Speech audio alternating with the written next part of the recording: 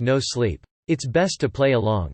Story by Strange Storylines. Enjoy.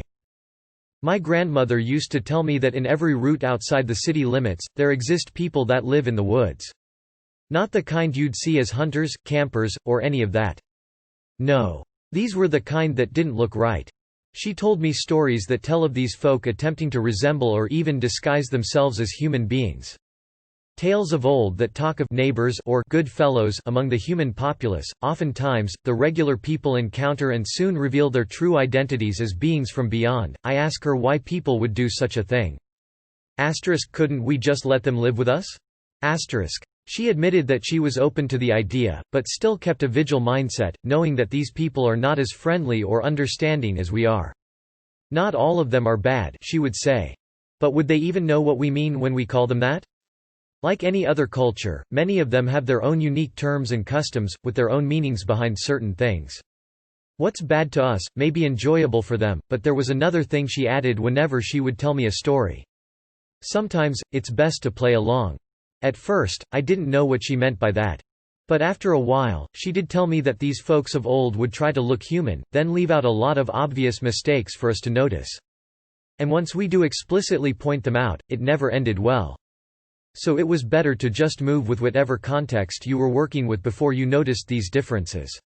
Your best bet was to end the conversation and head home. After you reach your house, you'd be safe.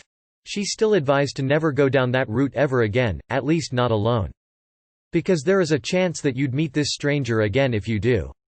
She passed away, not too long ago. She lived a lot longer than anyone would have guessed. Not a lot of old women get to 80 and still recognized their grandchildren's voices.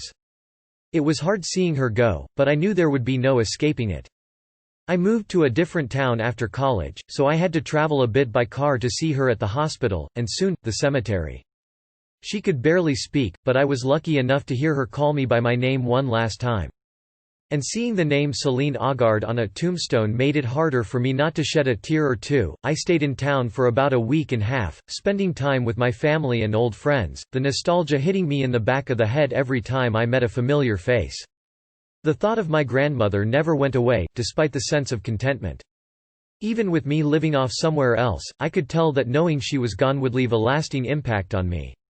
Though it wasn't until I was back on the road that I remembered the stories she used to tell me.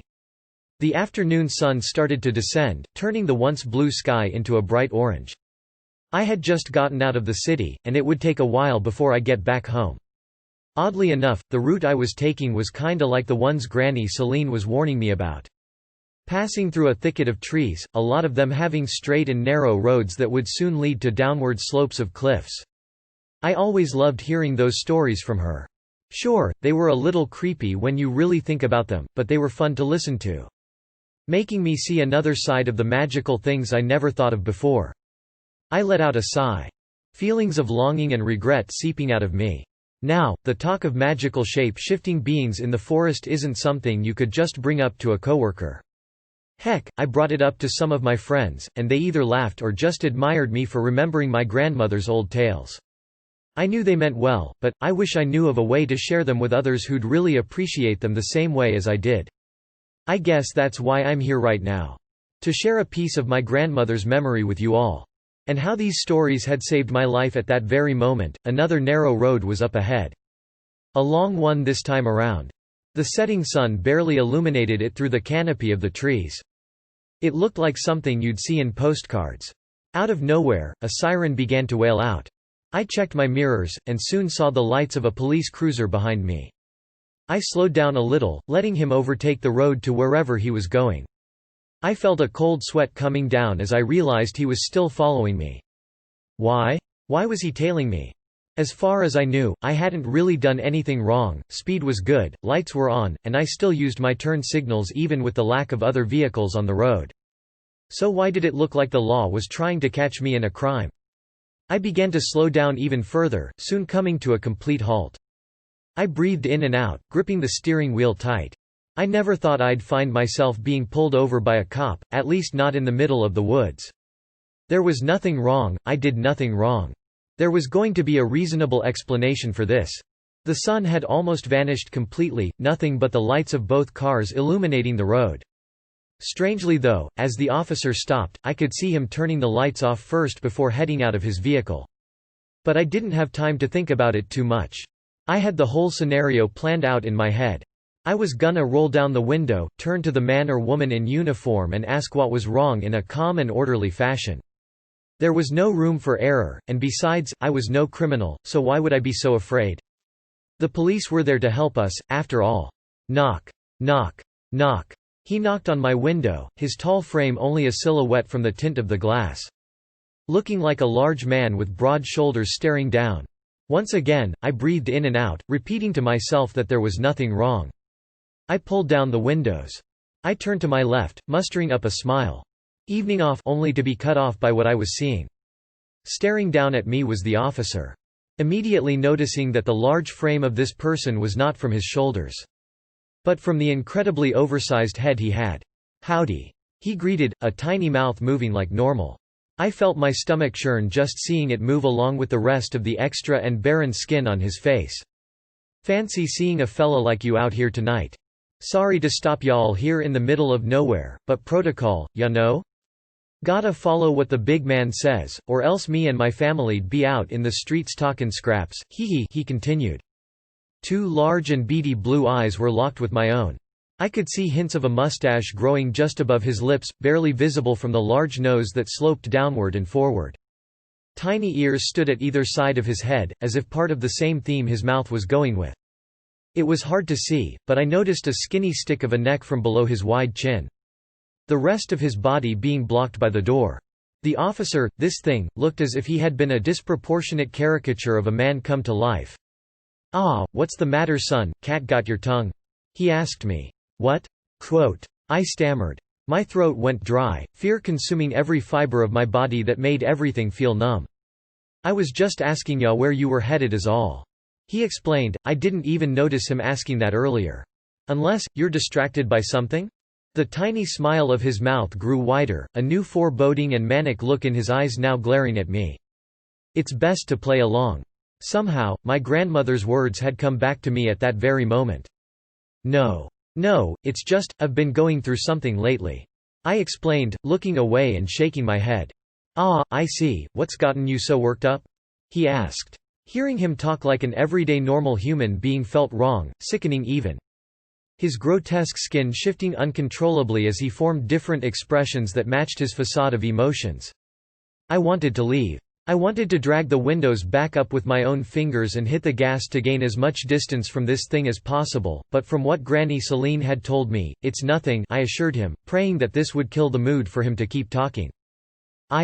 Don't wanna bore you with the."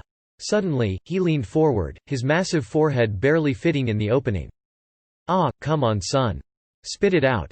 It's better to have a good Samaritan listen to your problems every once in a while," he insisted, the irises dilating to an impossibly tiny shape, the whites of his eyes suddenly turning black.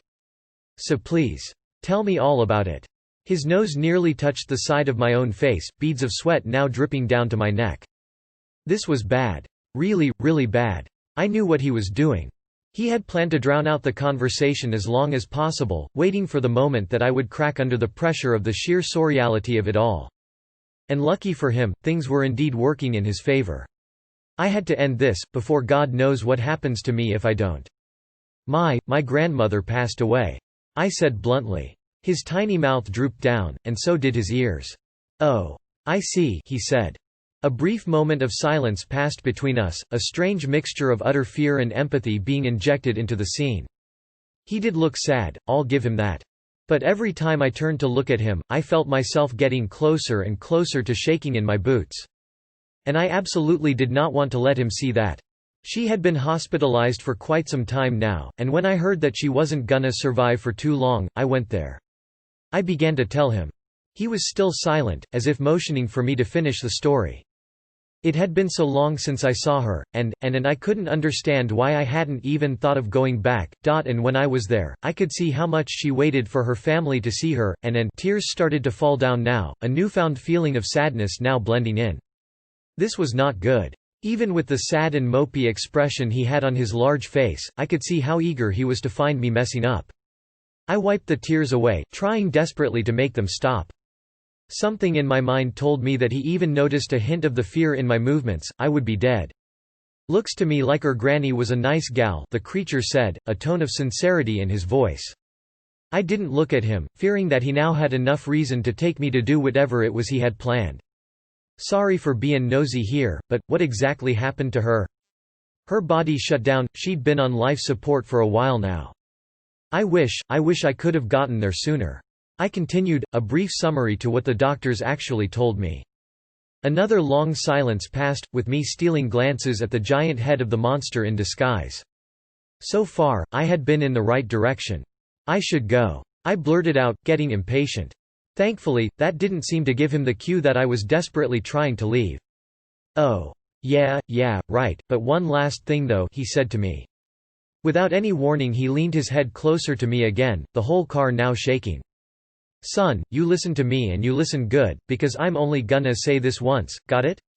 I nodded frantically. I tried my best not to flinch, as I see him ease a set of unusually large fingers inside, sliding them to my shoulder. "Good, because son, your granny? She ain't ever mad at you. Not back then, and sure as hell not now. As long as you keep her in your heart and mind, she'll be happy thinking about ya in whatever lies beyond this journey we call life. You got it?" Quote. I nodded again, more tears coming down. "Hee, now, don't get too sentimental.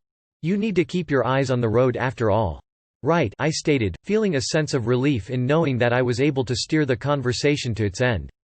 "Okay, best be on your way then," he said, sliding his fingers back out. "You're all good here, partner, and remember what I said. Granny loves you." I shrugged. I know. He chuckled, his voice sounding as if someone had been deliberately changing its pitch willy-nilly. "Right, you have a safe trip now. Good night," he said, walking back to the vehicle behind me. I didn't dare to turn behind me, no matter how curious I was to see how he could fit his body into the car. I could only see an indistinct shadow getting inside, starting the car up, and then immediately taking off. He soon sped past the road and onto the dirt of the forest itself, disappearing from sight. I rolled up my windows, making sure all the doors were locked. I started my own car and booked it out of there, not caring for any speeding limits I came across. I had to get home, that was the only way I would be rid of this nightmare. The rest of that night had been a blur. I can't exactly remember when I got back to civilization, the heavy feeling of being watched still stuck with me up to that point. I got home, locked everything up, then tried to calm myself down. There were a few phone calls here and there, my family and friends talking to me. All I remember was that the conversations we had were as awkward as the chat between me and the big-faced monstrosity, but it was enough to assure me that I was safe. Throughout the night, I couldn't stop thinking about Granny Celine, but for very different reasons. It wasn't long before I realized that her stories did save my life.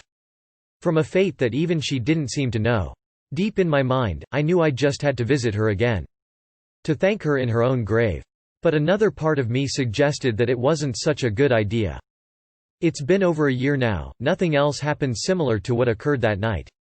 My grandmother's death anniversary is coming up soon.